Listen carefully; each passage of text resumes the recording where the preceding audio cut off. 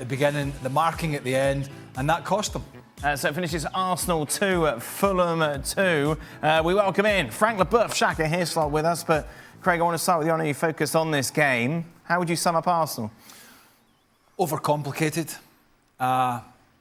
sloppy at the back, looked ragged at the back. I know they have injuries to certain players. We'll get to Havertz and Trossard, but particularly Havertz. I just think I don't like Partey in this. I don't like him playing this right back role. I think Bukayo Saka, who I think is a terrific player and had a up and down game today, and really stood up and I think, you know, bearing in mind he gave that ball away at the start to take the penalty, I thought was pretty ballsy. Bearing in mind Odegaard took it in midweek, but I think he's better with a full back behind him. I think he was better when Ben White was behind him last year and he had that security, and it was the left-sided player that went gallivanting a little bit. And I just looked at Arsenal. I was watching them during the first half and I'm like, my God, it's like so complicated. And I think at times that's why they left themselves so wide open to this very well organised Fulham side who hit well on the counter-attack. I just think it's just what made Arsenal really good last year for long periods was solidity with a bit of flexibility in the forward positions, but really solid at the back. OK, that fell away a little bit at the end of the season, but you can put that down to fatigue and injury to Saliba. But I just think they've got away from that a little bit with this Partey at right back, and then he goes in, and then they shuffle around. It's OK now and again, but I thought it overcomplicated. When he made the subs early in the second half, I thought it worked terrific for them. Got a proper striker on, Vieira come on, Zinchenko come on. Unfortunately for Zinchenko, you could probably blame him in part for the equaliser because he gave the ball away in that left-back position. They won the corner from it and they scored. So I think I would describe Arsenal as a mixed bag. Arteta overcomplicating it, do you think, Frank? Yes, and I think we can say guilty for the result and for this decision. I think Partey, I don't really understand. I agree with Craig 100%. They were not sloppy. I would say they were fragile because of the situation. When you put a central midfielder as a right back, you don't know what's going to happen. I played myself one time against Arsenal on the right side. I was completely lost because you lose everything, and the coordination of your movements and your body doesn't go with the positioning that you are in. He would have put White, or keep White on the right side because he worked so well with Saka, and we saw that last season. He would have kept that the duo on the right side and would have put Partey as a centre back. It would have been much better. How many midfielders have become centre backs at the end of their career because they exactly know where to position themselves and how to cope with all situation. It was a big mistake. It made everybody fragile, of course, after certain seconds because of a bad pass from Saka, but because maybe they didn't have White with him, they made mistakes. But they couldn't cope with the situation. It's only the second half, and maybe also because of Vieira that they could cope a little bit more offensively. But I saw them so fragile, like at the end of the season, without Saliba, except that Saliba is in the team right now.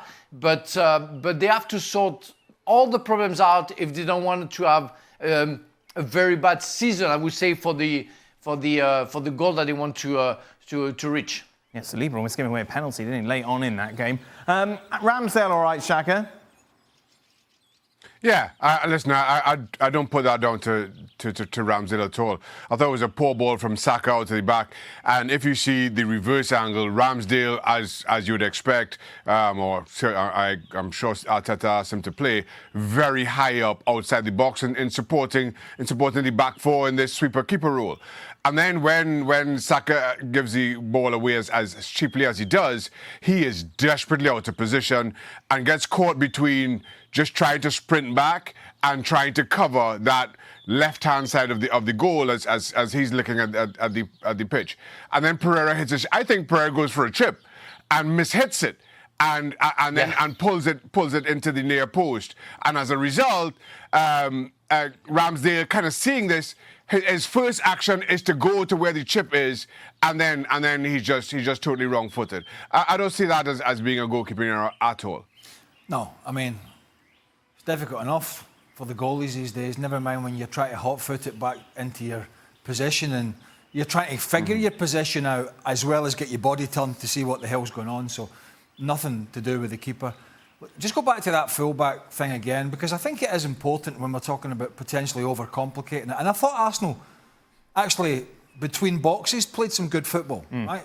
Lost a bit, lacked a little bit up until 60, 70 minutes in guile in the final third and some bad decision-makings, but that improved when Fabio Vieira came on and Nketiah came on. I thought there were some good battles between the full-backs and the wingers, Martinelli and Tete, and Robinson and Saka. All four players are really quick. Tete obviously with a pretty poor challenge for the penalty, but I thought that was good battles. But going back to the hybrid sort of position, as we look at the Fulham team, which is very well organised. And by the way, Paulinho, who was back in the side today, he was a bit of the talk of the town in the summer that he might have made a move or two, and I thought he did a great job. But when Arsenal were playing this inverted fullback, shall we call it that, last year, it was Zinchenko on the left-hand side. But let's not forget, it was Granit Xhaka who was rotating that position and was going and filling in, making it a three at the back and covering Zinchenko. Granit Xhaka's gone. Zinchenko's had his injury problems, so they're trying to do it on the other side. But you've got new players in the team. You've got Declan Rice, OK, he's hugely experienced. You've got Declan Rice in there. So you don't, I really think you don't want to try and be overcomplicating this. It's pretty simple. Give yourself a solid base at the back, which worked so well for you last year. And if you want to rotate in the forward positions a little bit more. Right. Looking at it today, it just smelt to me as if it was just trying to be too clever. That being said, there was mistakes in the game that cost Arsenal. But they need to play with a striker through the middle. They need to play with somebody who's going to hold the ball up or give them a threat through the middle. They didn't have that until Nketiah come on. And let's get to it. Right. Let's get to the burning story. Let me bring up the quote, because I know where you're going to go with this. So this is what Arteta had to say about Kai Havertz, who's played 4 games now and probably is about 4 out of 10 throughout those games. I think he's done already really good things. Today it was tough in certain moments. He's got in great areas and the ball didn't arrive. In a lot of situations he should have scored a lot of goals already this season. That's the thing that is missing there. Well, we could sit here and say that's just massaging a player who's low in confidence, because he still is. Let's get to the facts of the matter, right? There was one possession in the first half, he was a little unlucky. Maybe he could have been more aggressive going at it. He went at it with the foot. Maybe he could have gone with the head, taken one in the face, got himself a goal. He didn't. There's another one on the right-hand side that Saka whipped across. He's on the 6-yard box. He's free and he's on his heels. He makes no run. He makes the dart to the ball after it's gone. And it was a beautiful ball whipped across low from Saka. So this talk from Arteta is nonsense. There's another one in the second half where the crowd got on his back because somebody played a beautiful little ball into him, 70 yards from whatever it was, 60 yards from goal. He had 10 yards to turn because no defender had gone and got tight to him. And he passed it back 15 yards and gave it away. There is nothing in this Kai Havertz performance or performances that suggests this player is any different, not one iota, than the player that was performing for Chelsea. The only difference is he's wearing a red shirt. He's still got no confidence. He's still not influencing games. He's still giving the ball away. He's still not getting in the correct positions at the right time. He made 1 or 2 good runs in the first half. But at the moment, there's a £70 million burning problem in Arteta's pocket because he's, in my opinion, Dan, he's going to have to drop him. Arsenal are a better side without him in the team and Trossard, but Havertz is he's the elephant in the room because he was big money and he came from a rival in Chelsea. If Mikel Arteta wants to put Arsenal's best 11 on the field next time they play, it involves Kai Havertz being on the bench because he's not gained his confidence back. We're not seeing anything different from him. In fact, He's a passenger at the moment in this Arsenal side, and they don't need passengers because Man City don't have passengers, and they're the team to catch. A very expensive passenger at that, Xhaka. When this announcement was made that he was making that move from Chelsea to Arsenal, I think the panel pretty much unanimous in that they didn't quite understand what Arteta was thinking, especially playing him in the position that he is. And it's all kind of bearing fruit, isn't it? Has Arteta just got it wrong? I think so. Listen. We were 3 games into the season, and it certainly seems that way. And I give Craig a lot of credit for how he summed up Havertz's performances or his moments in the game, if you want to call them that, because there were times during the game where I sat and thought, okay, let me look at Kai Havertz and try to see exactly what it is he's doing, what he brings to this team. And you know me, Dan, I'm easily distracted. 30 seconds later, I have no idea what Havertz is doing, so I just shift my focus and start to look at somebody else, because it really is bemusing as to what he's being asked to do or what he gives to the team, and I'm struggling. I really am struggling with it. And then on top of that, his number goes up. Fabio Vieira comes on for him, and I mean, does being bring down for the penalty count as an assist? Well, he at the very least has an assist and gets brought down for the penalty for the other goal, and it's telling. And up until that point, up until I think Vieira came on around the 57-minute mark, which is where Arteta started to make his changes, Arsenal was desperately predictable. They didn't have Nketiah to spin in behind. I thought Trossard, a player I like, had a day to forget himself. And everything just seemed to be, let's get the ball wide and hope that between Saka and Odegaard, something happens. Martinelli was just frustrated out on the left. Havertz was doing nothing. And then all of a sudden, Fabio Vieira comes on, and that's where the 2 goals come from. And that tells an entire story in itself. The good thing for Arsenal in terms of Arteta at the very least is in terms of keeping things simple is that Jesus gets minutes at the end. Fabio Vieira clearly shows who deserves to be starting on that left-hand side, and Martinelli may be better for it.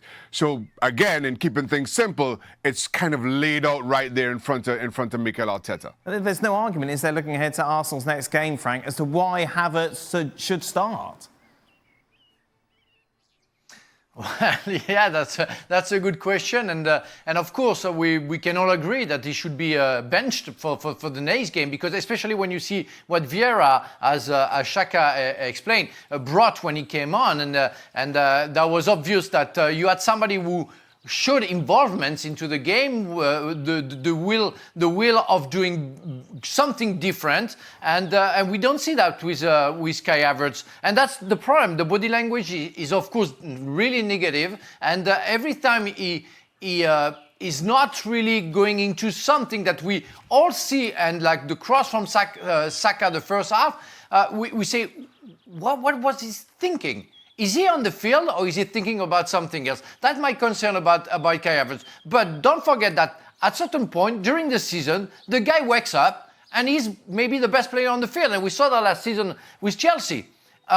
So the problem that we have, the problem that Arteta has... When did we see that last season, Frank? Okay, you hire last season? When did that happen? Yeah, we saw that.